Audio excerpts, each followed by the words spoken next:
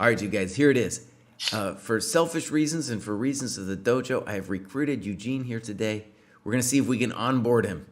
But most interestingly, let me just tell you the motivations. So first of all, at the dojo, we've come up with the idea that there should be coaches who are not just good coaches, but coaches who know something about the training program. So for example, in our regular dojo, we've had Eugene listed as a coach for years.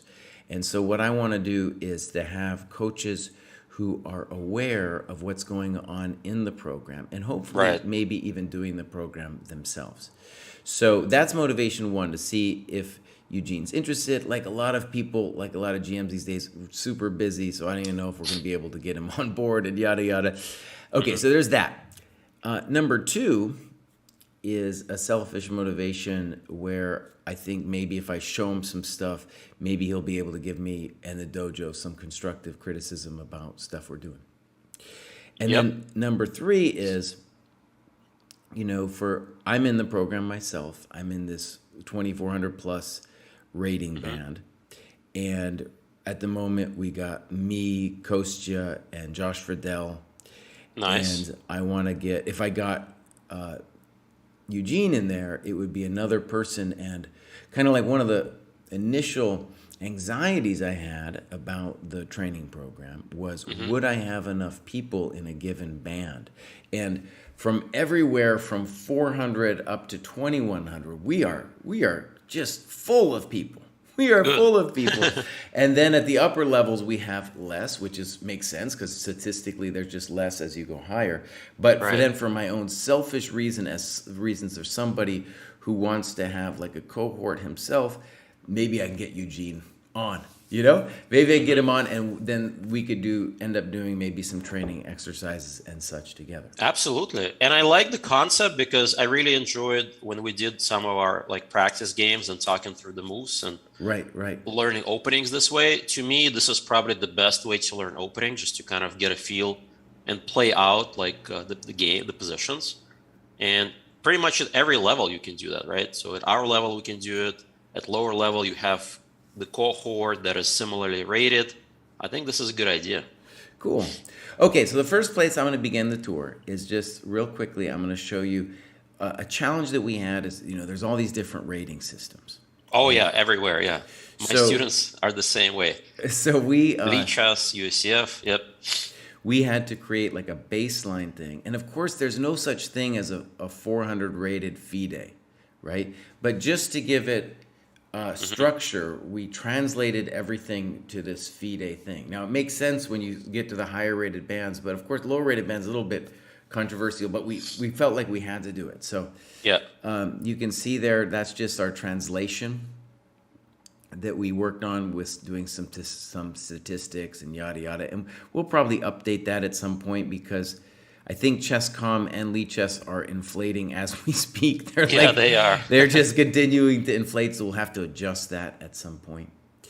Anyways, okay, so that's what it kind of looks like. So if I say, let's say 1900, I'm talking about 1900 FIDE. And even 400, it's not actually 400 FIDE, but it's something like 400, 450 USCF. Right. Yeah. The FIDE and UCF are closer matched than the online ratings. Yeah. Right. Okay. So now here, let me show you the coolest thing about the training program, and that's this training scoreboard. And it is amazing, Eugene. Now, first thing I want to just share is, when you talk to title players, they don't really understand, especially of our generation, because when I was a kid, there wasn't really anybody rated below 400, say. Right. But now there's people starting, especially in the pandemic. And so here what we're looking at is the 0 to 400 band. Actually, let me see if I can. And you have the tactics, the Polgar mates and ones. Yeah, I see not everything, but I see most of it. So this is like a shared board. So what's cool about this, there's a lot of things that are cool about it, but the beauty is that people are in charge of their own line, and so they then can adjust, if they do make a requirement. And then you see we even have like graduates, dude. Nice. We have people who went on to the next level, and then the ratings are for the most part automatically updated. So USCF and FIDE just automatically updates, so they don't have to do any of that stuff. Oh, that's cool. Okay. Yeah, pretty cool. And then we have here, you can see the graduation. So the graduation here, of course, is just being 400 FIDE. Mm-hmm. Now, I won't go through all the bands, but I'll just show you kind of like the structure of the training has a lot of similarities throughout it. So there's like a tactics part, right? So here, for example, this is just the 1 through 50 is just the first maiden ones in the Polgar book. 1 and through then 50. the survival, and then end games. And the end games, it's like mate with a queen, mate with two rooks. Right. And then at this level, the classic games, it's just a couple, not that many. The game is super simple. Instead of openings, you just have an opening principles video. Right. And then definitely the core, but definitely the core of the program is this thing where we have them annotate their own games and then submit the game. Yeah, that's very important. Mm-hmm. And one of the things, actually, Eugene, that I also had anxiety about that's really amazing is I've had students for years, and I've always, tried to get them to annotate their games before the lesson. And I got to say, mixed success on that. Mixed success. Mixed success. Because it's hard. And so because that was hard for me, I was uncertain about how well this would go. I just knew that if someone wanted to progress, that they had to do it. So I trusted in it. And the amazing thing is, so they submit their games to this database. It's unfortunately hidden here behind this little thing. We can see the database there. So we have this database, and the games are the quality of the annotations, very high. People are not using computers. They're putting variations in. And of course, they're making mistakes in the analysis and in the evaluations, but fine. Yes, you're going to make mistakes. And one of the things about it that's about the program is, so you have a cohort, part of the principle I have here, right? You have a cohort, and then you have people below you that you teach and in some way, and then somebody above you that gives you some instruction. Right. So, for example, the thing with coaches is that's, to me, an extra option for, I think ideally the way it would work is like, say someone would hire you to primarily go over their games, but they could also hire you to, do openings or whatever. Yeah, we can do openings, correct. Yeah. And then, especially with like the game review, I think it's really helpful to have somebody with some experience just look at some positions with you and then kind of talk you through it, about what's going on. Yeah, I can see doing like a cohort or a group, and several people together, all reviewing the game or all doing an opening. Yeah, I can see that. Yeah, I think definitely. And one of the cool things actually that's been happening so we have a Discord. I might share that with you later. I am already, I believe, a member of the Discord. So we have two Discords. One's the old Discord, and then we have the training program Discord. So that one has a separate one. That's a separate thing. And what's been going on that's really cool is, let's say the classic games, there's been a number of groups who are getting together and they go over the full, all the games for their group. In there. And they've been doing, I think it's great, man. I had a little bit of pushback at first because I wanted them to be unannotated, right? I wanted them to just be classic games where they were looking at it with their own eyes, and then they kind of had to figure it out for themselves. Anyway, so they're getting together and doing that kind of thing. And that's been it's been like a dream because, in a lot of ways, first of all, what does this do? In a lot of ways, it makes me and Eugene unemployed. Like you got this structure, you don't necessarily need a coach. A coach is just somebody nice to come in and maybe help you a little bit. But the structure is really already there. And the idea of the cohort I really like, because it's like, yeah, like we were doing with the opening training, for example. Or you could also, we got these I'll show you later, we'll get some middle game positions to look at and such. Anyways, let's jump to another band. I'm just going to choose one at random just to show you what it's like. Let's choose 12 to 1300. First of all, look at this epic list, dude. We got 32 people in here. Wow. Right there, DM Hoagie, that's our tech guy. Right there. Nice. He doesn't have any time to do the program himself because he's constantly doing tech problems on our site. Anyways, all these guys, some of them I know from the Twitch stream and yada yada. Really right. Yeah, I've seen some of them on the Twitch. Okay, so let's look into it for a second. So now we have this is a big challenge of the mates of 307 to 1700. Right. And those mate in twos are hard. They're very difficult. And as you can see, no one's completed that task yet. That's a tough one. That's a tough one. I think mostly that's time that's required to go through it, and also some determination. Some people I hear on the Discord are close, but they're not there yet. Yeah, that's a lot of puzzles. Yeah. I want to say, Eugene, I discovered that when I was in IM, I discovered that book, and I was kind of like, at first I was like, I don't need to study this. Right. And I did it, and I was like, oh, this is helping. It is helping. Yeah, definitely. It was beautiful. I've done pretty much at every level. Yeah, it's helping. Well, right, and so then we have this. This is part of our program too. We have to do the whole book. I see. For our program. In any case, then you see this Puzzle Rush stuff. The numbers go up a little bit. A lot of our members are like Puzzle Rush junkies, so they're like, yeah. Sometimes. So they're like, dude, the number needs to be higher. It needs to be higher. Yeah, I see all the check marks there. Yeah. And then we got Winning Chess Tactics, the Saruwan book. Okay. And then these middle game sparring positions are great, man. Just like complex, dynamic positions, they have to play it out against each other. Excellent. I like sparring. And then we got these the Silman stuff, endgame sparring, and the algorithm is always like some technical position that they have to prove that they can do. Classic games, winning chess strategies, and now I think it's really only here at 1200 that they're even allowed to study openings, and they're pissed, Eugene. They're pissed. They're like, let me study some openings now. Let me at it. And I say, no, it's not the time. Right. And so for here, I just want them to like map out what their response is to e4. Nothing else. Just like, what are you going to do as black against e4? And then here, what you see is opening to e4. Then they have to spar it out. And what that means is we have these opening repertoires that we've constructed, and it's a constant work in progress.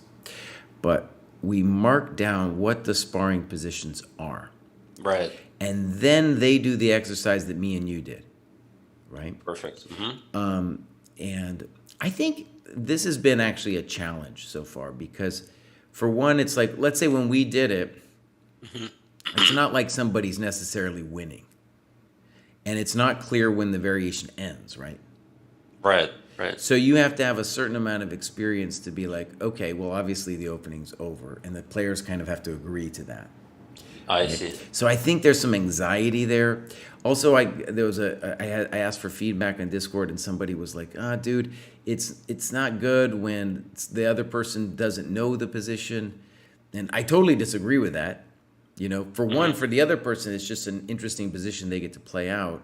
And also, when you're playing against them, you are going to be playing people who are making similar mistakes because you are playing somebody at your level. So you're going to be a counter mistakes, and then it's up to you then to see how you deal with those mistakes. Right. Okay, and then we go forward, and the meat of it, of course, now you can see that there's more. They have to do more classic games. The classical games, not classic games. Wow. Yeah, I see. They got to do a lot more. And PM is just a way to encourage them to do a post-mortem. Right. Could be after they're over the board game. Could be if they're playing online. Yeah, this looks like a pretty. Everything is included there. Comprehensive list.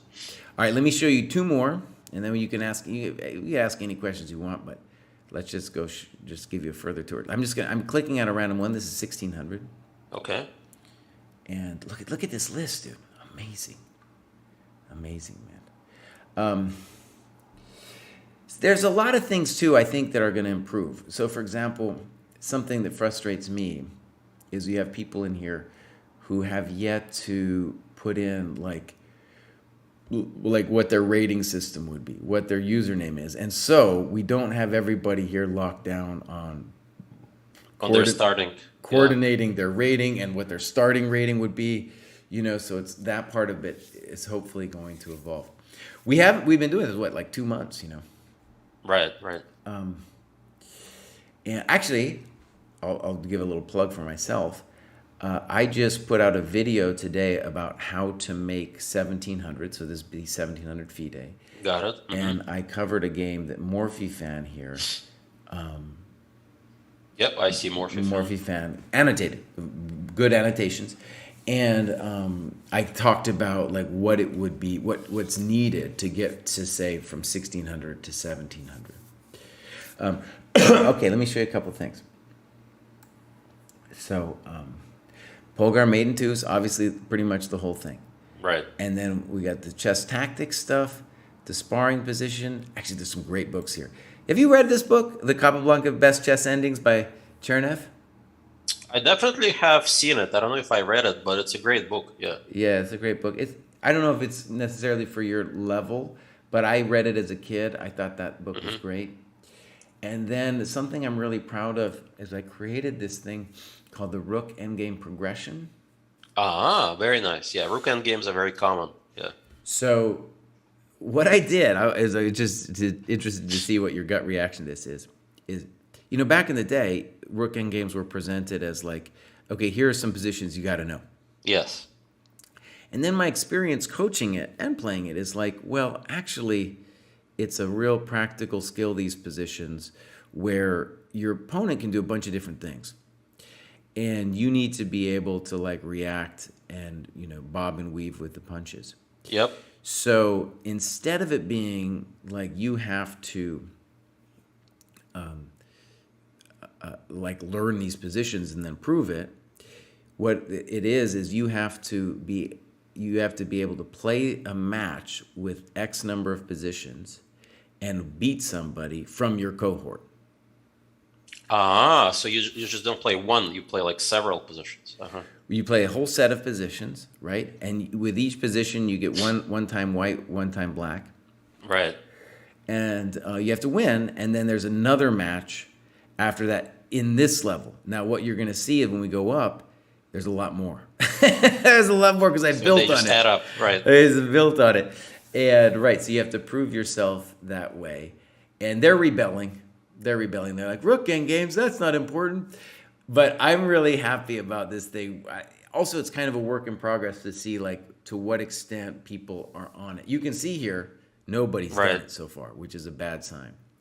But that going forward is something I built into it. And I'll just say right now, I would say if someone comes to me and they're like, all right, I got 3 hours to study. What's the most ELO proficient way to do stuff? I would say go learn my Rook Endgames. If you got 3 hours, like that's the most cost to benefit ratio that you could get. Well, the Rook Endgames with you will stay for the rest of your life once you learn it. Openings come and go, right? So then what I do is like, let's say you're in this one, 1600, 1700. Yep. I'm just reacting to what you say is stay with you the rest of your life. Is then let's say you go up one. Mm-hmm. Well, there's going to be more positions, and you have to do it again against slightly tougher competition because your cohort's stronger. Right. Okay, then we got Art of the Attack by Vukovic. Yeah, that's a famous book. I got the classic games, and actually, why don't I just show you here the classic games that they access. Let's see, my studies. So, let me just show you briefly here. So these are the classic games, 1600, 1700, and I've got 45 games. Yep. And it's like not just the fancy games of tall, like every group just does one player. I see. Famous games. You do one player. So it's not just like tall with the fancy sacrifice. No, it's like the tall games against the big dudes of his generation. Yep. So we got 45 games here that they got to go over. Oh man. And it's like, yeah, I'm into it, man. I was, I constructed this thing, and I really want to take the time myself to go and study through these the games. I mean, just beautiful games, man. Oh, dude, you click on any position, you're like, oh yeah, this is going to be amazing. Okay, so let's go back. So that's the classic games. And then they got to memorize a game. They got to map out the full repertoire. And then you can see here with the openings, they got to spar a lot more. But now this is the white openings, and then they got to spar the black openings. And then here we go, the review of the Grandmaster games. That's the tall games. There's still some problems. We're actually, our tech guy's overworked. So here it was actually 45 I can imagine. games. Yeah. But so we need to extend that to 45. And then of course we got our classical games, and they're just more. Look at that. You got to do more, buddy, because it takes more to get to the next level. Yeah. Okay, cool. Let me show you one more, and that would be ours. 2400 plus.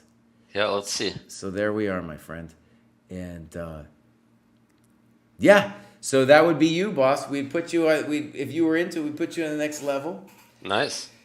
And yeah, dude, well, I'll show you. And here's actually, okay, let me just say, there was a potential conflict of interest in me and Kostya constructing this thing, because obviously for the other rating bands, we have a sense of what to do, and it's not us doing it. But here we're kind of constructing our own business.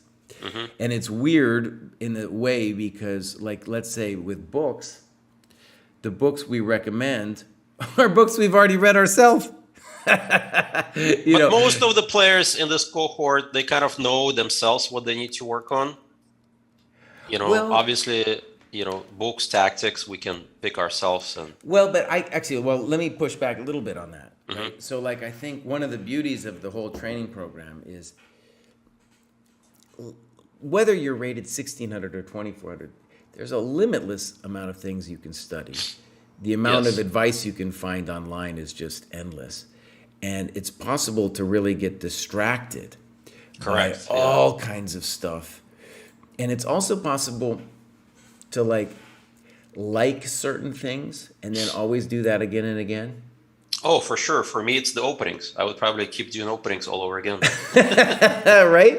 Right? So the idea of the program is to force you to get out of your comfort zone. Right? And so with designing my own program is a little bit controversial. But here's an example. Kostya demanded that we do this Puzzle Rush survival thing. And I had, for whatever reason, I had never taken that seriously. And then, he put the bar at 67. And then I did it. It was kind of hard, but I was thankful I did it. I was like, yeah, that was a constructive exercise. Yeah, absolutely. And so that was an example of something where it was a demand that was put on me from somebody else. And it turned me on to something mildly useful, and I did it, and I'm thankful for it, right? Yep. Okay, so one of the cool things about today's little show is you could give a sense of what you think maybe needs to be done. And of course, you don't have to do it now. You could just think about it. Yeah, I can think about this. But we have Positional Play. That's the Gelfand book. Oh, I love that book. That's one of my favorites. This is the Van Perlo Endgame Tactics book. Oh, I love the Van Perlo. Yeah, you guys chose good books. Yeah. I love the Van Perlo book too. Of course, these are all books I've read, but okay. Right. Endgame Manual. And then the Endgame Sparring are positions that are just, for the most part, classic positions. So not theoretical. They're just interesting maneuvering positions to play out, whereas the algorithm positions are technical positions. Yep. And then, of course, we got the famous rook endgame progression. So you got to win 5 matches, buddy. You got to win 5 matches. Then we got books to study. My great predecessors. Test of time. I've read those books. They're more like a good intro, but I don't actually like my great. From an instructional point of view, my great predecessors. I don't know. See, I'm with you. Hey, Kostya, do you hear that? Do you hear what Eugene said, buddy? No, it's not very instructional. It's a good overview of chess history. I did like it, honestly, man. I fought Kostya this way. What I didn't like about it was that it's too computerized. Too computerized, exactly. Yeah. So, Kostya, do you hear what Eugene's saying here, buddy? You hear what he's saying? Now, the classic games in this one is really great because it's a database of just Carlsen games.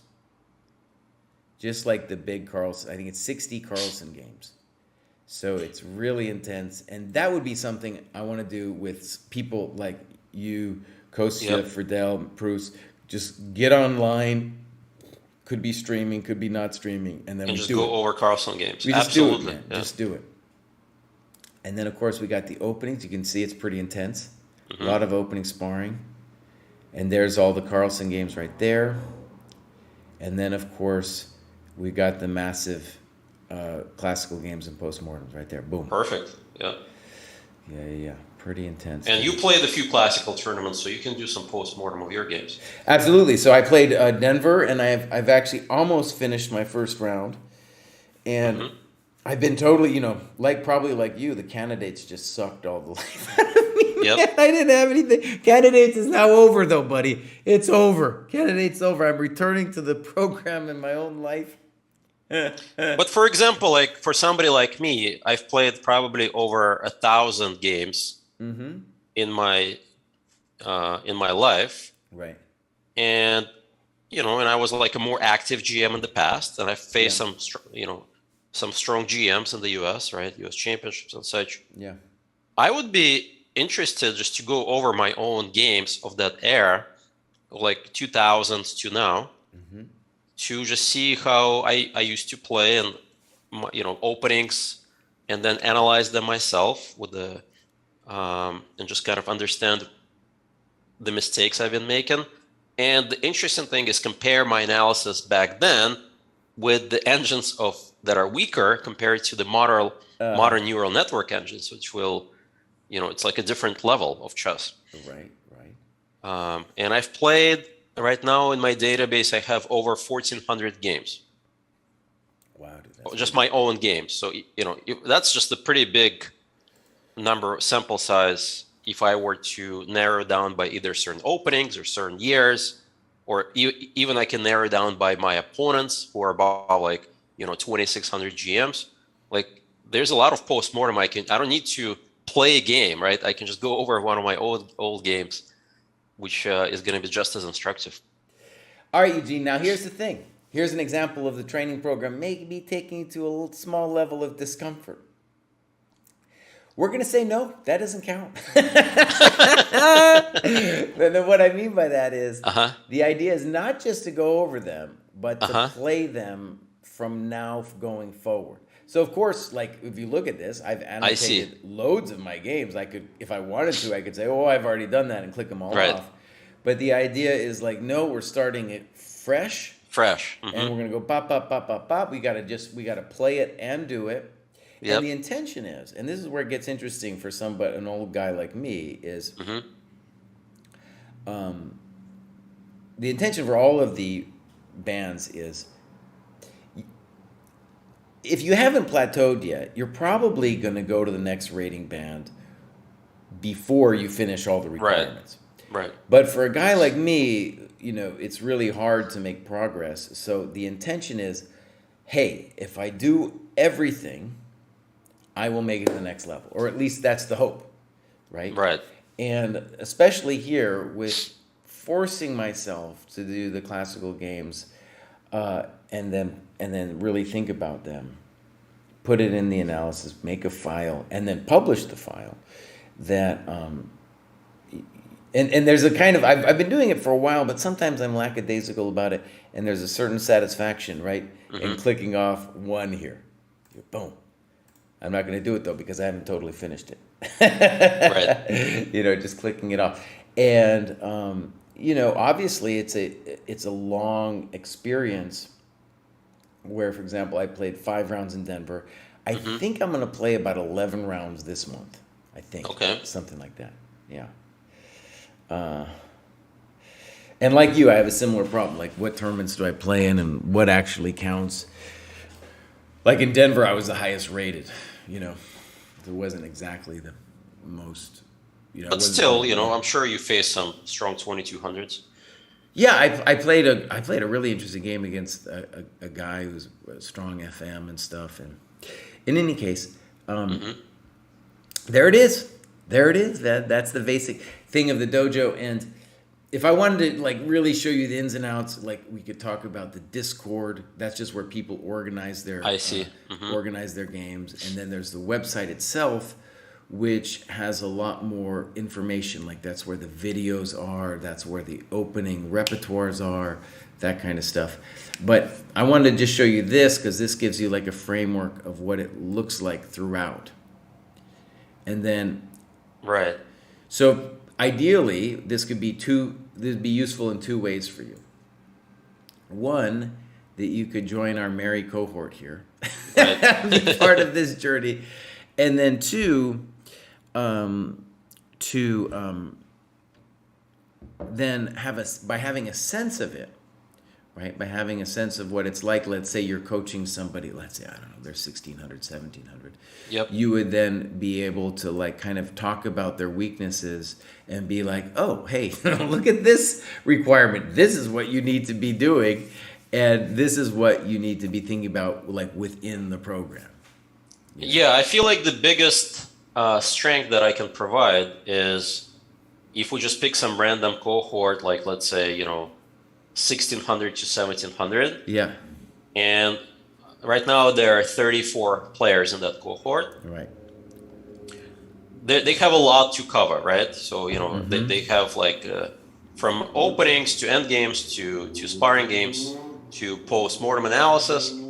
But let's say a lot of them are not really sure what their weakness is specifically. Like we're just kind of doing a generic, you know, here's what you guys need to do to get to the next level. But usually every individual player has their own problems, right? Some people are a little bit better at opening. Some people never studied opening. Some people never studied endgames. Some people are really good at tactics.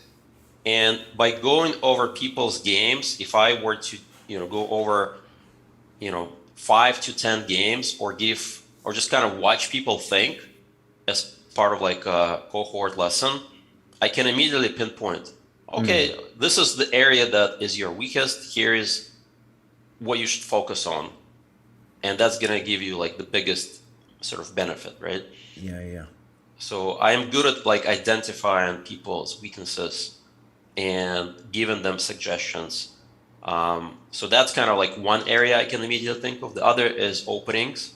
If people are not quite sure if they should take up the Najdorf, which is a series opening, or they should play the Accelerate Dragon, or even like the Scandinavian, you know, that is probably somebody for them to make that decision is going to be much more tougher than if I can advise them, because I can give them all the pros and cons of every opening immediately. Within like, you know, 15 minutes, they'll know what the pros and cons of all of these approaches, and together that will give them easier options to choose, you know, which direction their repertoire should head. Right. So that definitely could be useful. So yeah, I would say game analysis plus identifying weaknesses and openings are the biggest sort of strength that I can provide.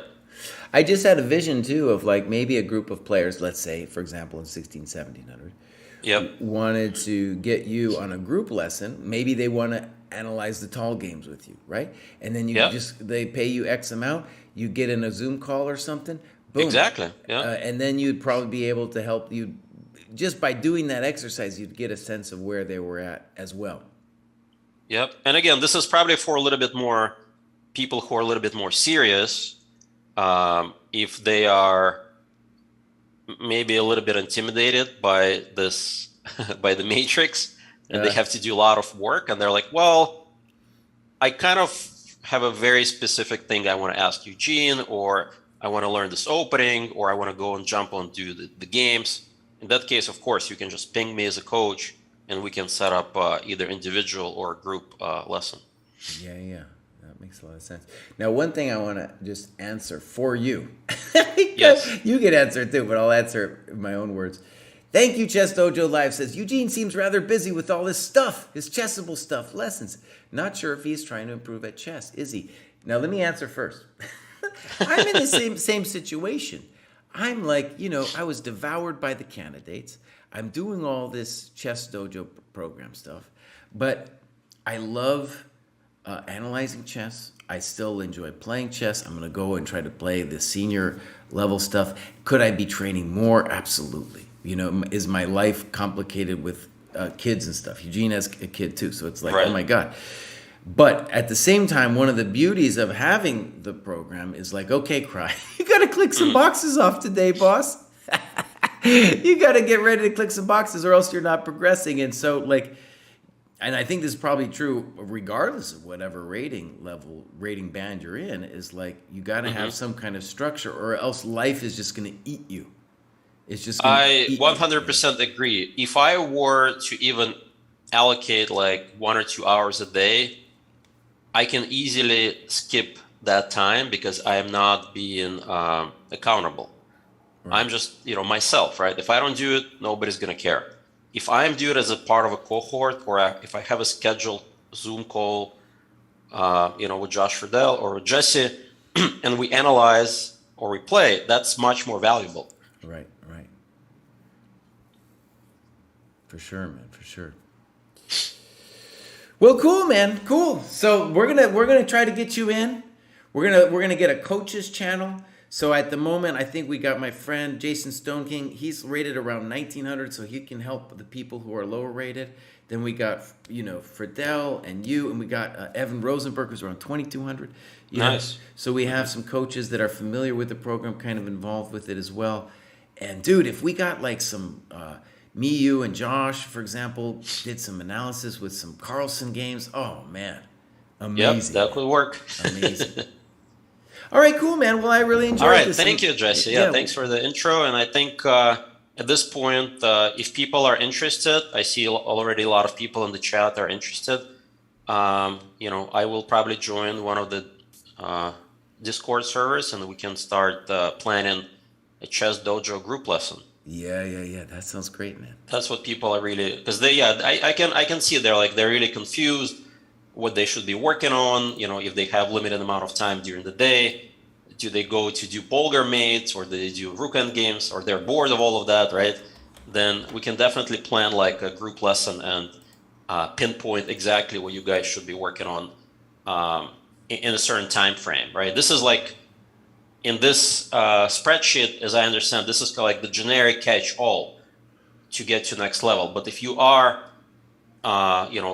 crunched for time, or you're looking for a specific time period, we can probably cater it slightly more individualized. Like, if I were to do a group lesson, I can easily say, you guys should work this, this, and this, and each one will have its own, its own little box. Right. Okay, man, cool. All right. Thank you guys for having me. Thank you, Jesse. And we'll stay in touch. All right. Bye, everybody.